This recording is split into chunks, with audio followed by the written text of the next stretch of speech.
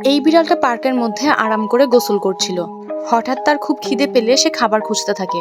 তখনই সে পার্কে বসে থাকা একটি লোককে মজার মজার খাবার খেতে দেখে। সে আস্তে আস্তে লোকটির পিছনে গিয়ে তার ফোনের ভলিউমটা ফুল করে দেয়, আর লোকটির কানের হেডফোন জোরে বেজে ওঠে।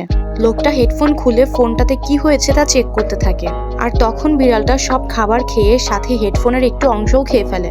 এতে লোকটার হেডফোনে তেমন কোনো সমস্যা হয় না, কিন্তু বিড়ালটা কিছু দূর যাওয়ার পর তার পেট থেকে শব্দ আসতে শুরু করে। তখনই সেখানে বিবান্স নামের রোবটটা চলে আসে আর বিড়ালটাকে স্ক্যান করে বলে, তোমার পেটে একটি হেডফোন আছে, যে কারণে এত আজব আজব শব্দ আসছে। আমি তোমাকে আস্তে আস্তে মাসাজ করে তোমার পেট থেকে হেডফোনটা বের করে দেব। কিন্তু বিড়ালটা ভয় পেয়ে রোবটকে আঁচড় কেটে সেখান থেকে পালিয়ে যায়। কিন্তু বিড়ালটা যেখানেই লুকাক না কেন, বিবাংস রোবট তাকে খুঁজে বের করছিল। বিড়ালটি তারপর একটি ফ্যাক্টরির ভিতরে গিয়ে লুকিয়ে পড়ে, আর রোবটটিও তার পিছু নিতে নিতে সেখানে চলে যায়। আর বিড়ালটিকে ধরে আলতো হাতে মাসাজ করে বিড়ালের পেট থেকে সেই হেডফোনটা বের করে দেয়।